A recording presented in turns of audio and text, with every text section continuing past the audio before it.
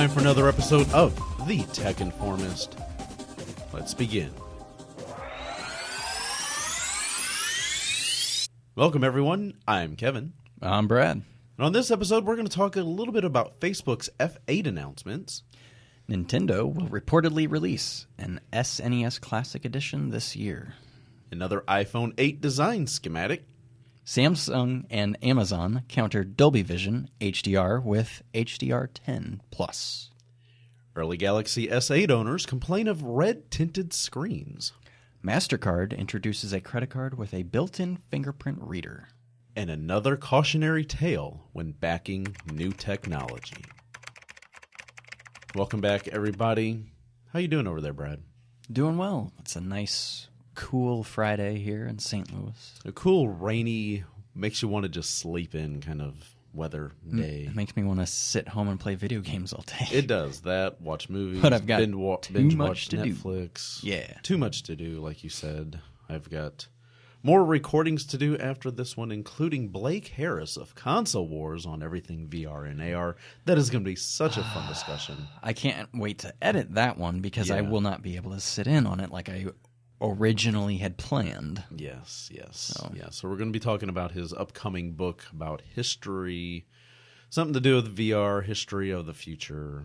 He's got a new book coming out, and that's all I need to know. Yeah, pretty much, because, I mean, the Console Wars is so good. I still have to finish it, I know. I mean, when I do my trip to Florida, I'll just probably finish it on the way there. So. Hopefully.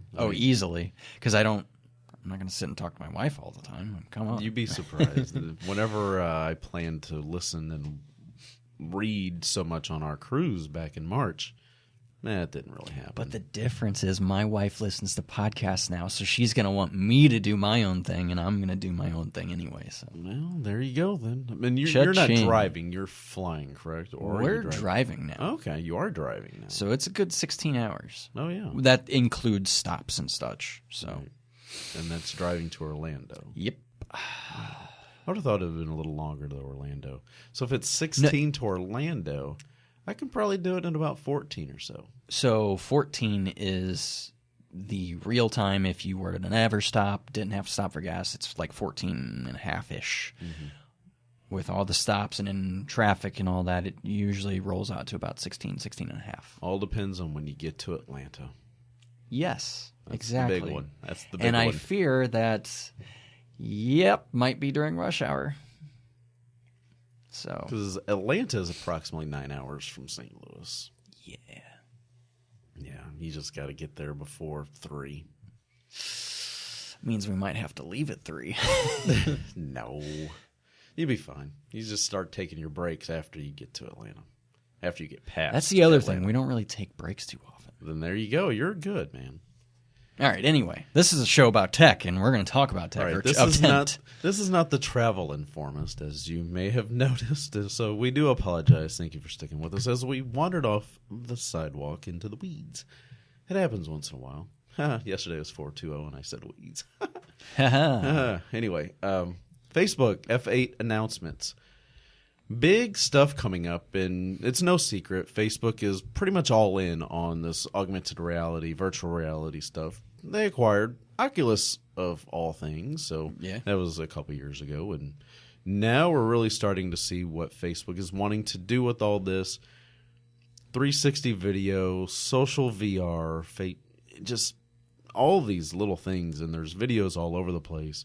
And we're going to make sure to link to all of these little items, some really good stuff.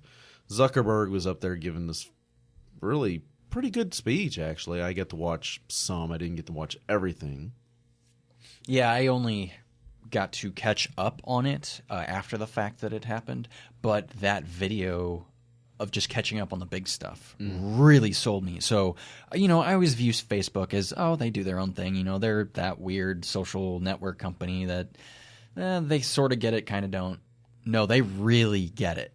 They completely understand what not only maybe my generation, but the generation after me wants in their social experiences on their devices. And I got to tell you, they might be putting the final nail in the coffin for Snapchat for a lot of people. It really depends on if it sort of takes off. If people continue to use the Facebook platform. Yeah, Snapchat, I would say they kind of innovate because maybe they come out with something first. Yeah. But there's people with bigger pocketbooks, that can end up doing what you're doing and make it even better. Yep. And I think that's a lot of what Facebook is looking to do by really making the social, not just filters, not just doing little snaps and things like that. First isn't always best, First as isn't Apple always. has shown us. Yeah, that's very true. So I'm really looking forward to this. That whole social aspect, I believe, talking about like spaces, where like all these virtual characters, they're in their own location, but then you're having these people together and you can share videos and here's the view from my apartment building and here's this, and everybody getting together for little happy birthday parties. And I'm like, this is pretty interesting. I mean, I can even think of instances where I, game with a lot of people all over the U.S. and maybe even the world. I don't really know exactly where all of them live, but I could see instances where, Destiny 2 is getting ready to come out, and that's going to be a pretty big game. And I don't know, we could talk back and forth like that on Facebook about certain things. And I think that might be a neat thing to try or do. Mm-hmm. I think gaming is I don't know, I feel like it always brings people together. Oh yeah, gaming is a social experience, and it's kind of been one of Nintendo. Obviously, they've had consoles that's had online accessibility for some time since the Nintendo Wii, but it's not the same. It's not like doing it on the Xbox. 360, on the Xbox originally, where you can chat and invite other people to come join your game. Friend codes and stuff. I don't want to deal with friend codes. I just want to accept a friend request. That's all I want to do. Find a person, punch in their username, and there they are, add as a friend. Not, okay, so I need to know your 13, 12, 16-digit friend code number. Mm-hmm. God, no. So yeah, that sort of speaks to what Facebook needs to do with this platform. They need to make it, for lack of a better term, idiot-proof. They need to make it simple. Yeah, they have to make it simple because grandma has to use it. Mm-hmm. Because mom has to use it. They have to make it simple. Yeah. And if they can do that, and the developers do get on board for making all the little geotags and doing the different games that are possibly coming, they might have a heck of a platform in about a year or two. Right. So, of course, to get the full aspect and full experience of that social experience that we were just kind of talking about, that's going to require Oculus hardware.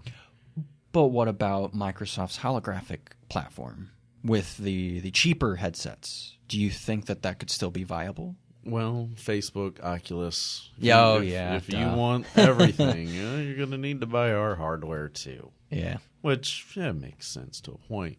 But they're not just focused on stuff like that. I mean, they're going to be doing augmented reality as well. And as we've seen with Pokemon Go, that's a pretty popular way to do it with mobile. So they're going to be implementing that. They're going to be doing, obviously the camera is going to be huge. So you're going to want a phone that's got a good camera on it. Mm-hmm. And pretty much the modern flagships, the ones coming out in 2017, even late 2016, are exactly what you want. Mm-hmm.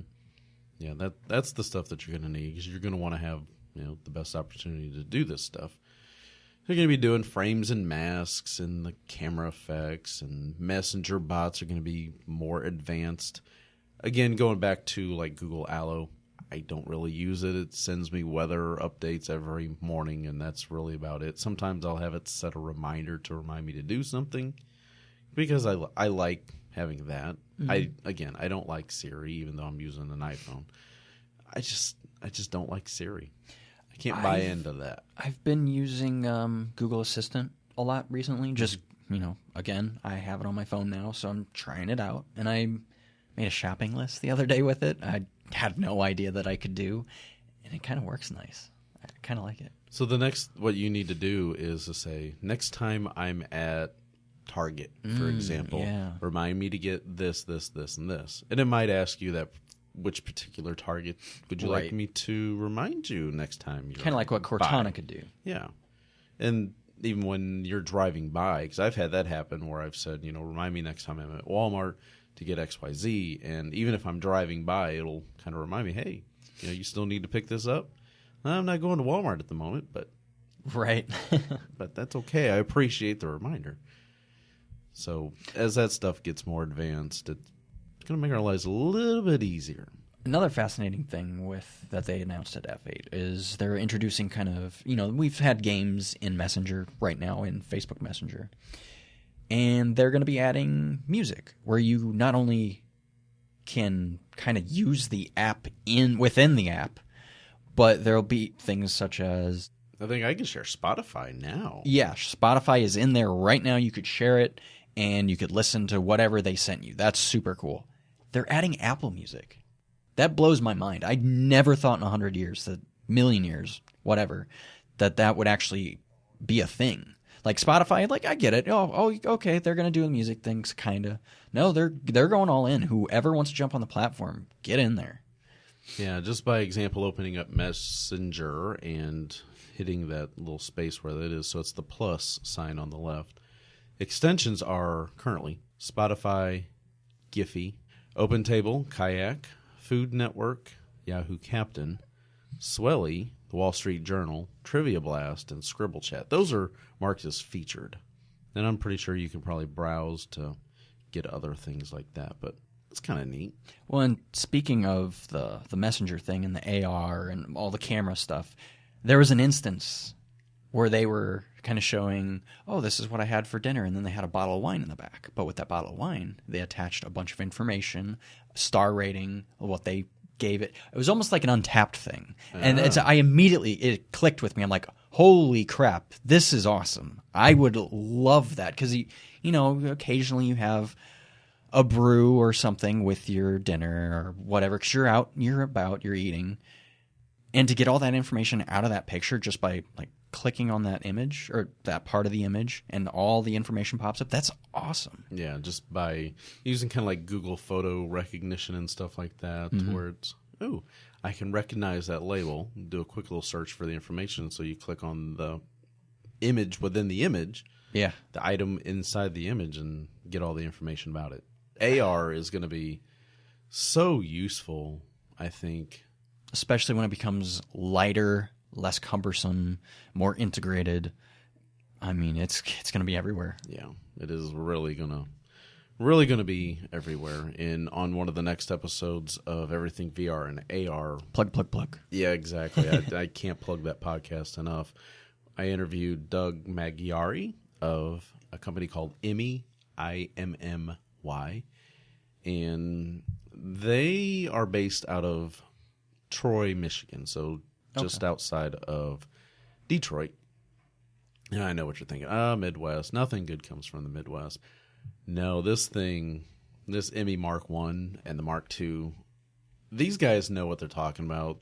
A few members of their current optical team that have been working on this headset for over 10 years now, worked on like the James Webb Space Telescope and things like that. These guys know what they're doing, and they used to make things for the military, headsets for the military. So they've got the experience, and it's not just general consumer stuff, but they're also going to be transitioning this Mark 1 and Mark 2 to the consumer. And this is going to be able to do VR, AR, all in one device. It's going to be kind of standalone. One of them, the Mark 2, will have a battery pack. Not a battery pack, but you have this little thing that you clip to your belt. It's like, I think he said about the size of a pack of cigarettes. Okay. That is going to be powering all this, and everything else is going to be built into the headset. It's going to be like an Oculus or a Vive without having the PC on you. Wow. And it sounds fantastic. And I asked him, I'm like, hey, why do you guys have been really flying under the radar with all this? He's like, because we wanted to get it right first. We didn't want to tell you what it's going to do. And then we want to just show you what it's going to do. We want to deliver right off the bat. God, they have to deliver at this point. They can't just be like, oh, me too, This is another thing we discussed, the fact that so much of vaporware. You go to CES. Yeah. I would say 80% of what you see at CES, you're never going to see, really. Well, look at Magic Leap. Yeah. Every time I hear more and more about it, it's like more vaporware. They haven't really shown off a true demo that works as well as, let's say, HoloLens. Yeah, the only people that have really seen it are the people that are going to be speaking for it. Like Ricky Gervais recently came out and spoke about something because they're currently recruiting their celebrity spokespeople to start pimping this thing out. We'll see Magic Leap soon enough, and hopefully it is near as good as the expectations that they've set. And that's the problem. You go dangling the carrot in front of everybody's mouth, and whenever they finally get a taste, they're like, this don't taste like what I expected it to. Yeah, it's going to be another No Man's Sky situation. Yeah. All right. So anyway, Facebook, man, just love it or hate Facebook. Yeah. They're going to be changing the way that we interact with the world. I never would have thought that I'd say this year that I am actually really excited about what Facebook's doing. Yeah, it's really interesting stuff. All right, so last week we offered our condolences to the loss of the NES Classic. Nintendo killing the beloved mini console well ahead of its time, so ceasing production on the little $60 console, and now it's driving up the secondary selling market prices to unbelievable amounts. But now there are some new reports that are leading to kind of a confirmation about Nintendo releasing a SNES Classic Edition this year, which doesn't surprise either one of us in the least. No. We kind of, it makes sense. Again, like I mentioned on last episode, you look at the packaging for the NES Classic, and it says Classics on the top. That leads you to believe it's going to be a series. And it only makes sense to be able to do this. So Eurogamer has sources that correctly leaked information about the NES Switch console prior to its reveal. They claim that the SNES Classic Edition, or SNES Mini in Europe, will be released in time for Christmas, and that development is underway. I would imagine, after the hackability of the NES Classic, I would imagine it'll probably be a little bit more lockdown. Yeah, to a point. Why, IGN? Why? It's okay. Chrome's going to fix that soon. Exactly. That's another little thing that we could talk about after a while, which I do like. And oh, yeah. I never would have thought that we were going to get information on this so fast. Right, like within a week after, hey, NES Classic, we're see you later. You oh, wait, that's why they're doing it. Okay, that starts to make sense now. I mean, that was one of my thought processes, but I'm like, it's only April.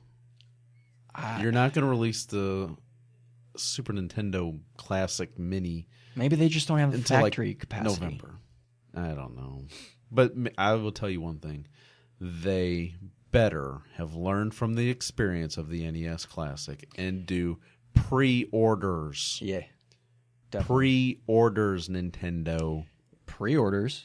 People line up for miles, and even if, I don't know, some weird number doesn't buy them, the people who see it on the shelf are going to freak out because it's going to be same situation.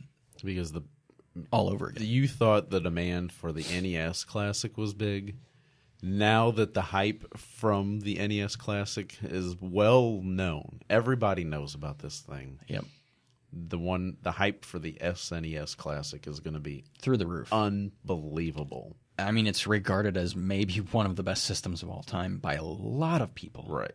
So many classic games. And even if they just do 30 on there, I would be fine with that because I can play all of them. Most of them on NES yeah. Classic now. For me, it's more of the visual presentation. If I get to a point to where I can, I'm going to put Super Nintendo on this one, I'm going to put NES on this one, and just have all the games for both on separate things, I'm okay with that. Yeah. Because again, it's the visual thing sitting on the shelf that I can look at. Right. And, you go in these Facebook groups about gaming, and they're like, well, I don't get the appeal of this. I can just load up my Raspberry Pi and blah, blah. You can do it on Windows 10 with an emulator. I mean, there's so many different ways that you can access all these games.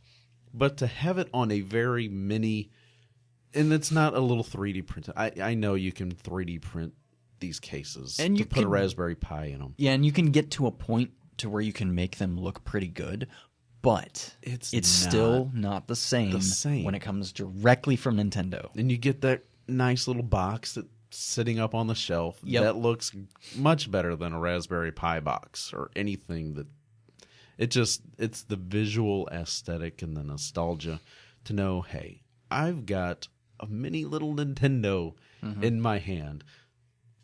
And for somebody that grew up with the NES as one of his first gaming consoles, I mean, it's not like I got in at the end of the system, kind of like you did. Right, which I didn't know till later. But Right, so the appeal to me for the NES Classic holds something different emotional than it does for you. And there's just no different way of getting around it. So I was more excited for the NES because I've got more memories with my NES personally, the same way that you will have for the Super Nintendo, because that was something that, took you to a whole new gaming level.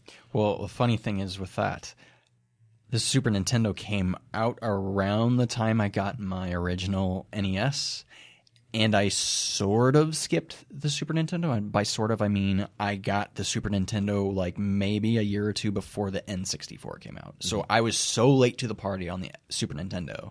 You know, I only played a couple of games on it, but I absolutely love so many games from that particular system. Just talking back to the NES Classic with that Hack-Chi, the improvements that they've made as they've updated it over the last month or two. If you spend the time and get all the box art and load up all the different games, you can really make it look beautiful. Yeah. I love mine. Sadly, I've spent more time prepping mine than I have actually playing it. But that's about to change because it's done. Now I've just got to decide what games I want to have on there and get my controller truly configured.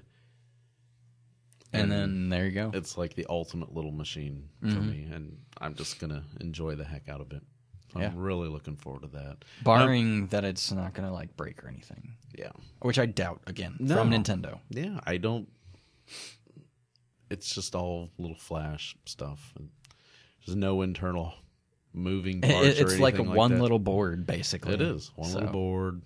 I don't see anything frying. I'm just so looking forward to getting a chance to play this. And I will be getting a Super Nintendo Classic as soon as it comes available. As soon as I get my hands on one, I will get one. I said it in the past episodes, but if they make one, you better believe I'm standing in line for that sucker. Yeah. I don't want to have to stand in line. I want to be able to pre-order it and have it shipped to me. That in a perfect world, that'd be great. But if they don't, I will be at Target probably, or actually this time I will, knowing that Walmart will likely get them, I will probably go to Walmart at like midnight, 4 o'clock the night before. Oh, they don't put it out? No, because it won't go out until midnight. Well, right, that's what I'm saying. Yeah, for sure. Which I'd rather not do the outside thing like I did at Target because I lucked out and got good weather for last November. I don't want to roll the dice this time around. Yeah. If I don't have to be outside, I don't want to be outside. More information about the presumed, which we all know it's coming, the iPhone 8. New design schematic shows a vertical dual camera and Touch ID on the back of aluminum casing. So this is kind of the first time we've heard any whisper about a Touch ID on the back, especially for Apple. That's a different direction. Well, they've talked about having to, if you're going to make the display take up the great majority of the front of the phone, you've got to get rid of the home button. So it's all got to go to the back. Well, unless they can figure out how it works beneath the screen, which from rumors that we've heard, that was it's not working so well. So I guess this is option number 2. Right. Which is fine to me because it still works okay. It's absolutely fine for me because that's how most Android phones are sitting right now with honestly, the big screens. If it were me, I think I would love it if they would just put it in the Apple logo because the Apple logo is right where it needs to be. I mean, it's perfect right there. Yeah. See, it's right there on the case. It's the perfect spot for it. The thing that kind of strikes me the most is the whole vertical camera idea. Right. That is like, what? But then again, that's kind of what some of these other companies have done in a way. Yeah. And Tech Guy Smart by Roderick Scott and his crew out in New York, they'd put something on Instagram last night. It's kind of like mock images, like real images, and asked, would this kind of sell you on it? And I said, well, I don't really buy into the whole idea of the camera being vertical, but, whenever you look at this, you're like, I guess that's something that could actually come to fruition. Mm-hmm. I had mentioned to my wife that, the fingerprint sensor could end up on the back. And she kind of looked at me. She's like, no, I don't want that at all. I'm like, hey, it's Apple. Don't shoot the messenger. I was like, it's Apple. They do their thing. It's like when I told her that her phone was getting bigger a couple years back when they did it with the, 6? And she's like, no, I don't want that at all. And then she gets it, and she loves it. Mm-hmm. I'm like, really? And I'm sure if she had a 6 Plus, she'd be like, yeah, I love the bigger screen even more than I liked the bigger screen before. I don't know. Maybe not. Once you use it, you're like, yeah, and you're watching videos and stuff like that. It's so much. But if she could get that size screen in a smaller form factor, sort of like how I did with the G6, yeah, I think she might go for that a little more. Oh yeah, yeah. I would love to see even more screen real estate in the 7 Plus. So same form factor, but even bigger screen. Yeah, absolutely. I'm all in. Yeah, I'm in. That's just no. Potentially, like you said, bigger battery, potentially being as you can stretch the stuff out, maybe. I don't know. Yeah, so it's definitely something that, the iPhone 8, I know that is going to be one event that I watch very intently come August, September. Yep. I'm going to be watching that very close. Oh, yeah. Because, again, it's going to have a lot of VR, AR implementation. It's where Apple's going with a lot of this stuff. I think it'll work. I think the Touch ID on the back will work. Obviously, LG and numerous other Android OEMs have done it successfully. I mean, that's kind of LG's signature now. Put the fingerprint sensor on the back, and this was before all the infinity screens and all that, jazz. I do still like having it right there on the front to where all I got to do. I don't have to flip the phone over to wake it up. First world problems, I guess. I will say, though, if Apple has the Touch ID thing on the back, but allows me to double tap to open the screen, then I can swipe up and then punch in a pin while it's laying flat on its back.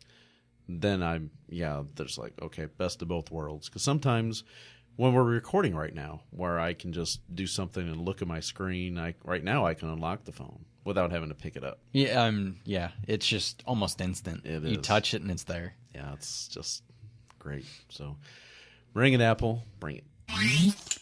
In the past, we've talked a lot about HDR. I think it was August, around there, right when the Xbox One S was getting ready to come out, because, HDR is kind of the new thing. Well, now there's something slightly newer, and it's from Samsung and Amazon partnership, of all things. And they're sort of trying to bring HDR 10, specifically, a little closer in parity with Dolby Vision, which is, you have to have the hardware in the device to make Dolby Vision work. My LG, it has both. It has HDR10, it has Dolby Vision. LG just does that. They don't play favorites. They stick right down the center, and then by the time we figure out what we finally use, that's usually the direction they go. But most companies don't want to pay that extra. They like the fact that HDR10 is an open platform, so they're making HDR10 Plus, which is, again, going to bring Dolby Vision and HDR10 closer in parity.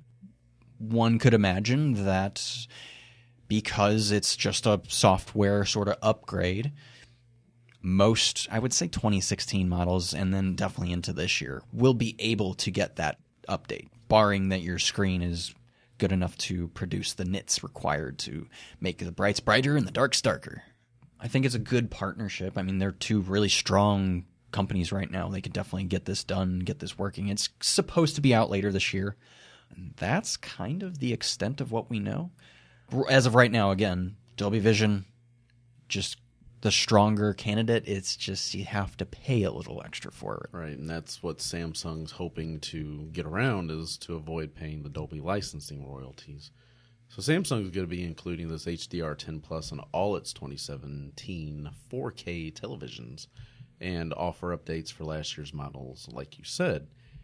I'm not a big video file, as you would say. I mean, I'm completely fine with a $500-$600 TCL television. I know you're kind of a little bit different. You love your displays. I do. Your LG. I do. And I do. I mean, whenever I see somebody that's got a really sweet TV and we're watching someone's like, I don't want to stop watching this. But I really still like my TV. It's good enough for what I watch. Well, and that's the point. Like, if it is good enough for what you are doing with it, don't sweat what I'm saying. This is more for, I guess, your more enthusiastic people who maybe want to learn an extra little tidbit. So when they do go into the store to buy said TV, they're maybe not gypping themselves, or they're not falling behind the curve and kind of future-proof yourself in a way. In a way, yeah. And that's sort of more what I'm going for here. This is not by any means meant to discourage anyone who got a 4K TV on Black Friday for $400. That's not the point here. This is more an informational kind of thing. I have since learned quite a bit about HDR, mostly for the show, and just kind of a thing that I can kind of talk intelligently about to a degree. I still would like to learn more about calibration for TVs. I would love to learn that a little bit more so I can get those colors just spot on, basically. I guess that, just requires a little more learning. Right. So Amazon right now is one of the main consumer streaming companies, and they've committed to start broadcasting HDR10 Plus globally later this year, and that's in quotes that they said. So in other words, the format rivalry probably isn't going away anytime soon. So Dolby versus HDR10. Dun, dun, dun. Battle it out to the death. Yeah, and I really do see this. I really see HDR10 eventually overtaking Dolby Vision. Doesn't matter that Dolby Vision is better. It's the fact that it's an open platform. That's where it's going to succeed. Mm-hmm.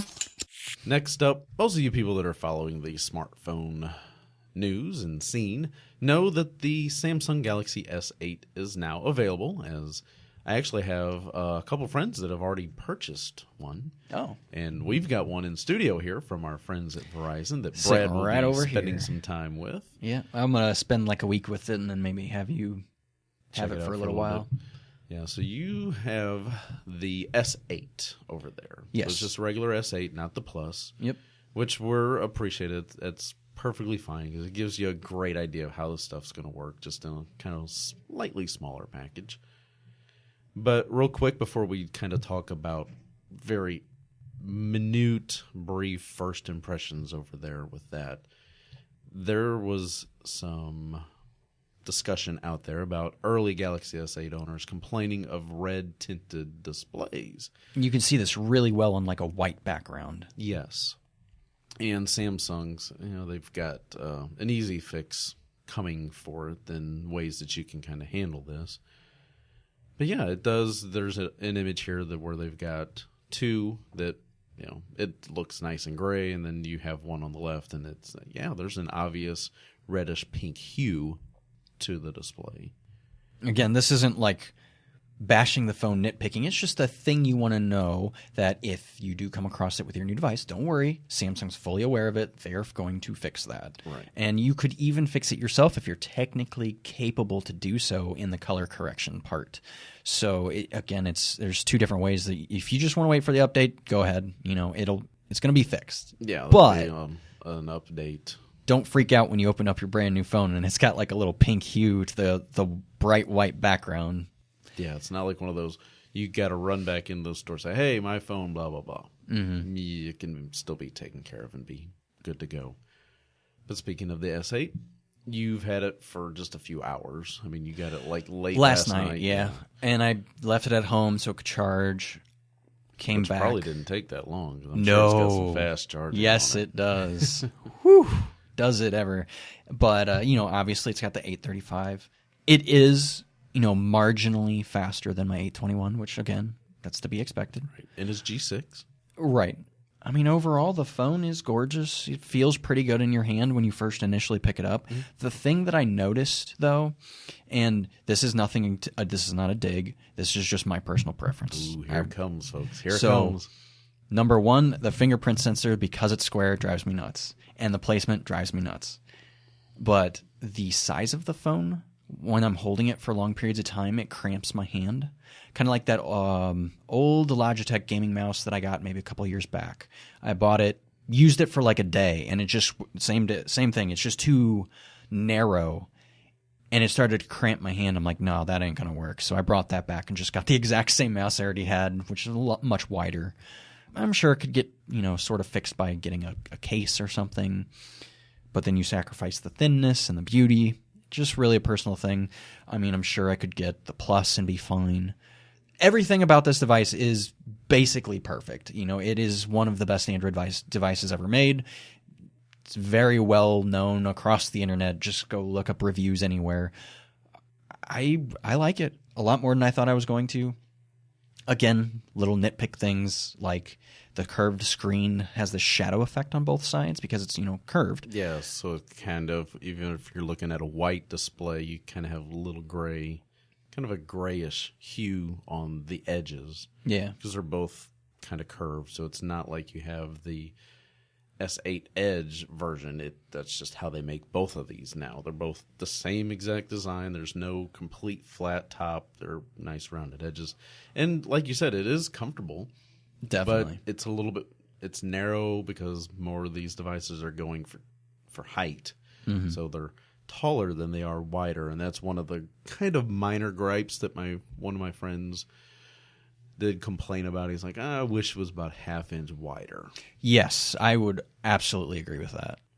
But then again, it might affect how you can reach that awkward placement of the fingerprint sensor on the background as well. I don't really know, because I still need to get a chance to hold the S8 Plus in my hand to kind of get a feel for the difference. Definitely.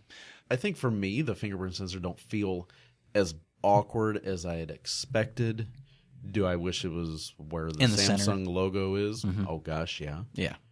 Is it a make or break thing where I'd say, nope, I'll never buy that phone because that's where it is? Probably not. No, I would also agree, even though it drives me insane. Yeah. It's not a make or break for me.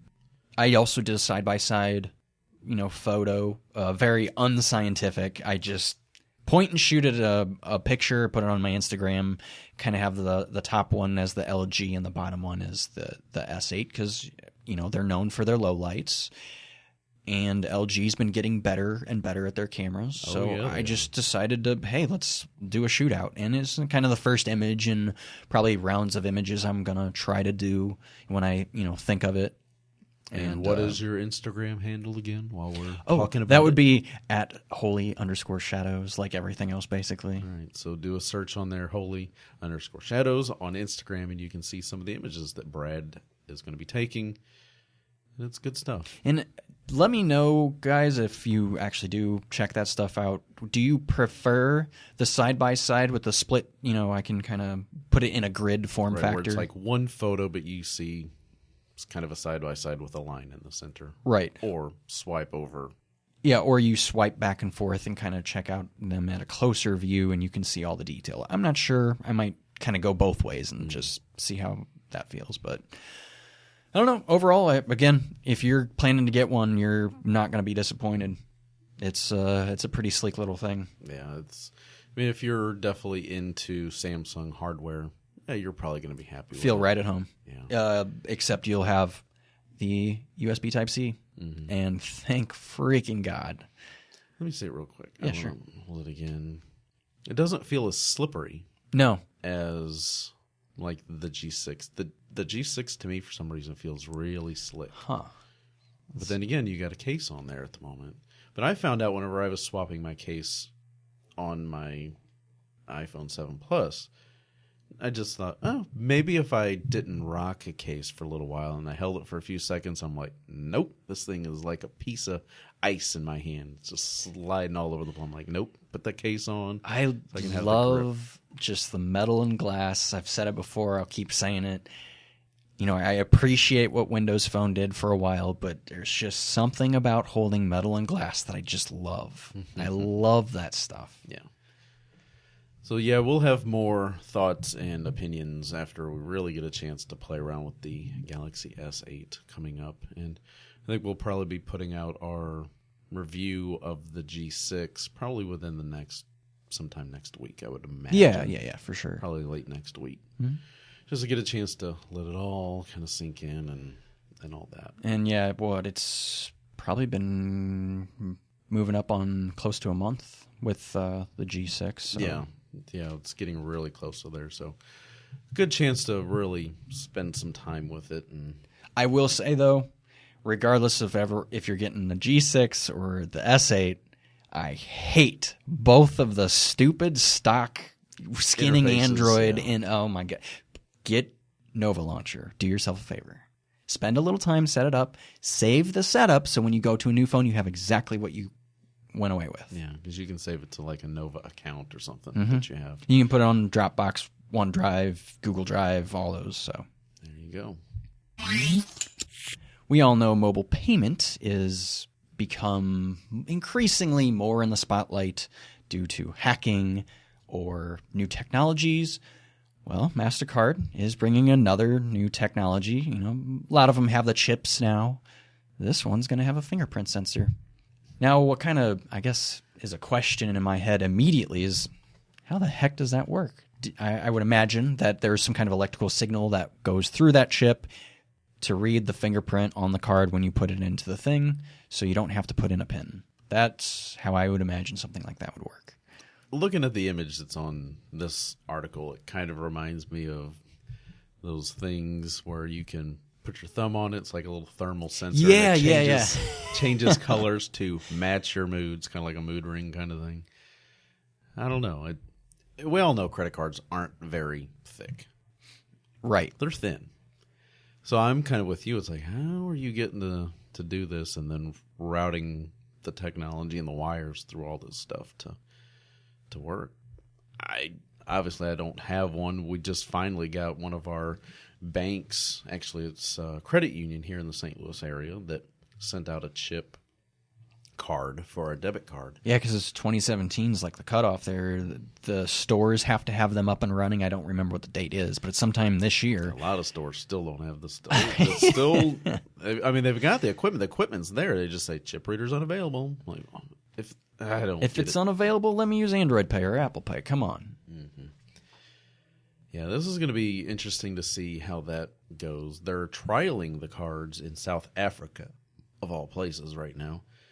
I guess it's good that they're not doing it in Nigeria, where all these princes are that have all this money. Supposedly. Yeah, because, so-and-so passed away and has left me multi-millions of dollars. I get emails like this all the time. It's like, how did I know all these people? And they want to give me money. Yeah. Like, where do I sign up? So they're trialing it in South Africa right now and have mentioned that additional trials will be conducted in the Asia-Pacific region and select markets in Europe in the coming months. And I think definitely for doing it in Europe, because I think Europe at least has everything running and have been for quite some time. You got to figure, too, Europe is a lot smaller area-wise. Yeah, condensed. Right. So customers in the U.S. will have to wait until early 2018 to get their fingers on this biometric card. I mean, to be fair, though, it is a good idea. I like the idea of biometrics. I'm sure there'll be something to try to pirate those signals, pirate your fingerprints. Oh, yeah. Where there's a will, there's a way. People are at least going to be trying. Right. So I guess we'll just kind of wait and see. But initially, I do love the idea of this. Actually, though, in the St. Louis area, MasterCard is one of the biggest processing centers in the United States. Not too far, probably a 30-minute drive from where we are right now. Oh, wow. To where maybe we need to go say, hey, can we at least see one and kind of maybe get us a little talk on how this is going to work, and then we can kind of talk more about it on the podcast. MasterCard, if you're listening, the Tech Informers. Or if anybody in St. Louis that works at MasterCard, if you're hearing this, talk to your superior and say, hey, let's hook these guys up and just have them come in and just give us kind of a demonstration. You don't have to let us have one, but just kind of demo and show us how this is going to work. I think it'd be pretty neat to do. Yeah, absolutely. Speaking of credit cards, here is another reason why you need to be careful about helping fund early technology. So a company called Plastic, PLASTC, They raised $9 million from backers, and apparently $9 million was not enough to bring their product to market. And their product was launched back in 2014 with the promise of shipping a single card that could digitally hold 20 credit or debit cards that a user could switch between. So instead of, like us males, we have a wallet, and we have multiple things you can thumb through. You've got store cards, you've got credit cards and debit cards and coupons and cash and receipts, all this stuff in there. You'd be able to thin your wallet down by only having one card in there. So it's kind of like having Apple Pay, for example, in your wallet. Yeah. You for those that don't take Apple Pay, you can use this physical card. Yeah. So they raised more than $9 million through pre-orders. And yesterday, after shipping to no backers, the company said that it's planning to file for bankruptcy and will shut down. So with that said, all backers' money is lost. Poof! Into the nether. And no plastic cards will ship. So they have laid off all its employees. The customer care and social media channels have also been shut down. You often wonder in situations like this if this was ever the plan the whole time. It does make you wonder. I mean, I'm not sure if this was like a Kickstarter kind of thing or how it was that they had originally tried to raise all this money. But, man, you've really got to sometimes be a little bit leery whenever you see Kickstarters and Indiegogos and stuff like that. It would have been awesome had this actually worked. Now, isn't there a card similar to this that kind of does the same concept? There are a couple different options that were supposed to do something like that. You've got one called, I guess it's called Swipe, SWYP. I can only imagine it's Swipe. They shipped its first batch of long-awaited cards back in the summer, I believe. What was that? So that would have been summer of 2016. And I'm not sure how well it's really doing. Users are complaining about the card's major flaw, that it's not an EMV chip-enabled device. So it doesn't have a chip. You can just kind of like hit those little up and down arrows and hit the little center button, and it selects the card information that you're supposed to be using when swiping. Obviously, this is not easy stuff, apparently, because you would have imagined that $9 million would have been able to kind of get this to the point. It's more of a software thing, in my opinion, than a hardware issue. I don't know. I'm not on the inside to know what really went on and what happened. But they were unable to secure more funding. They lost out on $3.5 million in funding back in February that fell through, and another possible investment of $6.75 million fell through as well. But apparently $9 million wasn't enough to get it done. Imagine if you lost to that thing, like you were to lose your credit card or something, like left it at the table. Yeah. That's a lot of information on one card. Yeah. I mean, that's kind of scary. You think about that, because if you just lose a Discover card, for example, that's the only account that whoever steals it or gets it can possibly run up. With something like this, you could have everything, access to everything. You got 5 credit cards attached to it and your debit card attached to it. They completely wipe you out. Oh, God. I don't think I like this anymore. There goes your bank account, your savings account, and racking up your credit card. See, I feel better with Android Pay or Apple Pay because it's locked behind a biometrics. It's locked behind pins, things like that, whereas this card initially... And the temporary one-use numbers all... Right. Yeah. I don't know.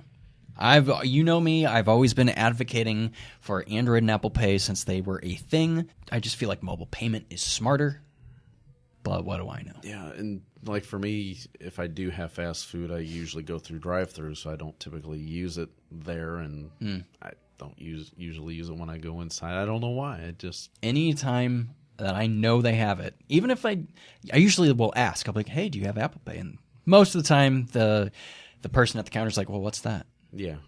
What? They still haven't gotten the memo that this is like a legit thing. So. It's 2017.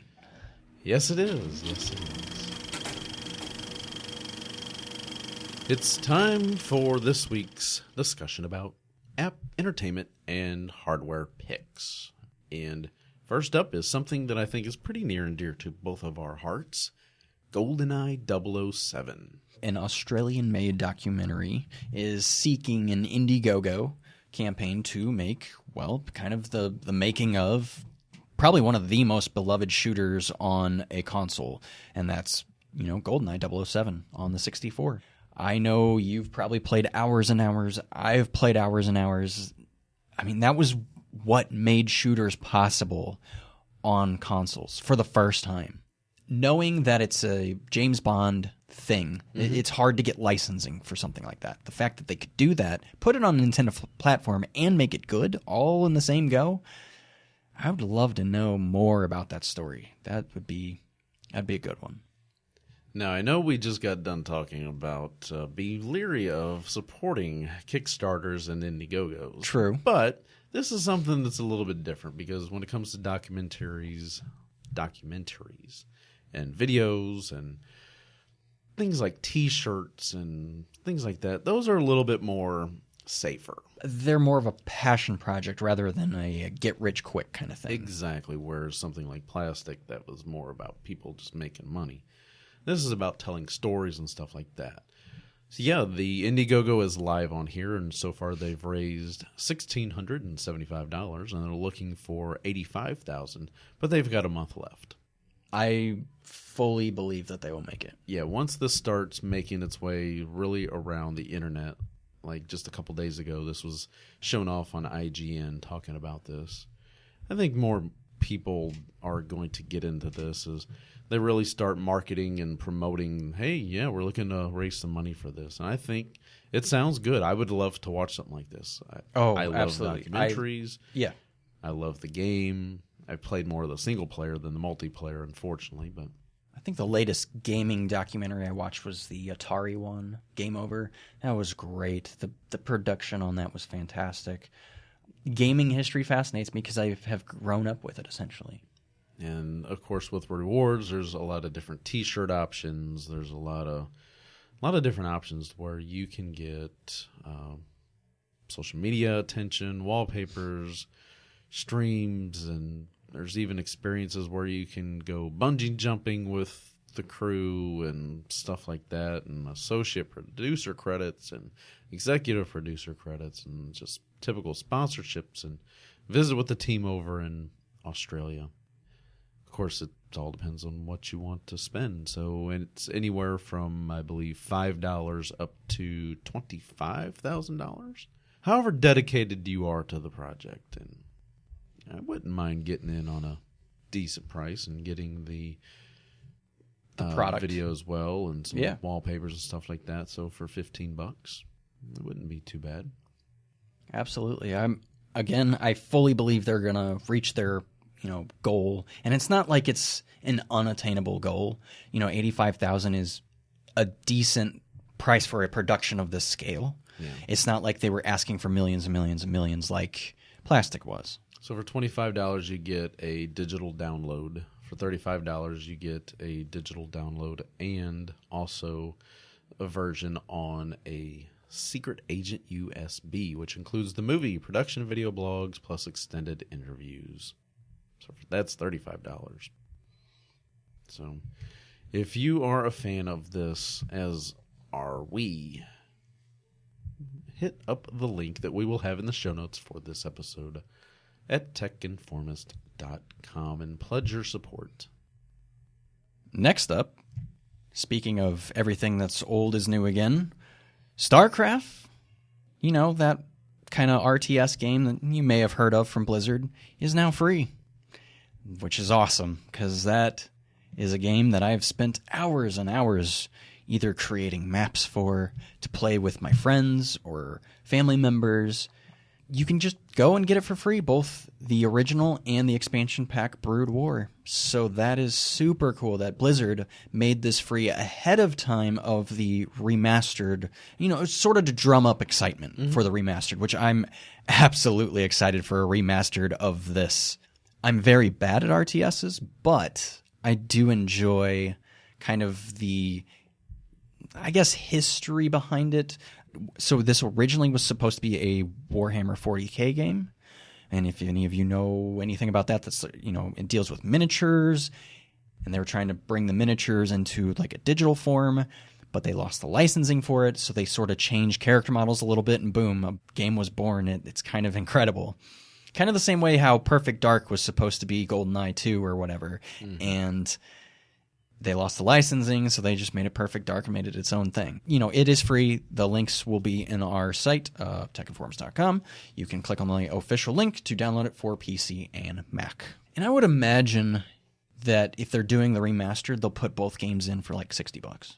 Oh, I would imagine something like that. So then I remember, probably 10, 15 years ago now, they had like it was like a war chest, and you got StarCraft, Brood War, and then maybe some other expansion or something along those lines. You got like all 3 games or both games for like $20 back in the day. It was a pretty good deal. I can't recall ever playing StarCraft. As much as I love RTSs. There was a small kind of mom and pop computer shop in the small town of Red Bud, Illinois. And that was sort of my introduction to PC gaming, because we would go every Friday, and it was like $2.50 per hour to play on the computer, but we came every Friday. Instead of every hour, it was kind of almost $2.50 for the whole night, because they really liked us in there all the time. Number one, it keeps us and their son out of trouble, and number two, we usually bought snacks and stuff from them anyway. So, next up is a new show that I know is very near and dear to your heart. So Please talk about this. So as of today, as of recording, 4/21/2017, Bill Nye is back, and by Bill Nye I mean Bill Nye the Science Guy, and he's here to save the world. Oh, brother. I cannot wait to binge this weekend. I'm so excited. He constantly is on Star Talk Radio. Him and Neil deGrasse Tyson are really, really good friends at this point, and they're just trying to give awareness to science, because in this day and age, it is no secret that certain people like to bend the truth when the truth is coming from the experts. And I don't like that at all. I fear what harm can bring, from just not believing experts that live and breathe this stuff for the past 10, 20, 30 years and understand it better than any of us could. That being said, Bill Nye is definitely the man to do it. And I feel like his information is for all ages, and it's not just beholden to kids. So is this going to be on Netflix? Where are you going to be able to find this? This is a Netflix original series, I believe. It, again, is out now by the time you hear this, and in fact, as we record, it is out. And you can. So did they release everything at once? Because on IMDb, I'm seeing they just have information about the first episode. That is a good question, and I am not sure. I just know that it is out now. It's out now, and I got to watch that first episode. At least, yeah. And then you'll be like, I want more. Where's more? And what I really do like that Neil deGrasse Tyson and Bill Nye is doing is it's not just them doing the science. They always have experts. They have people around the world helping them spread the word of science. And, they do find the opposing argument and have a discussion with that, too. It's not always a one-way street. I feel like they do a good job, and I'm really excited if you couldn't tell. Yeah, it looks like you can watch all the episodes. So how many are there? 13. Yes. There you go. They about 40 minutes long? 30 minutes. Okay, so half hour. Just a smidge over a half hour. Nice. There you go. Last but not least. As time moves on, as we all get older, you always look back and you start celebrating anniversaries. And the anniversary of the most recent thing to do with gaming is Pitfall, which is an Activision classic, and they are celebrating their 35th year since its initial release back on the Atari 2600.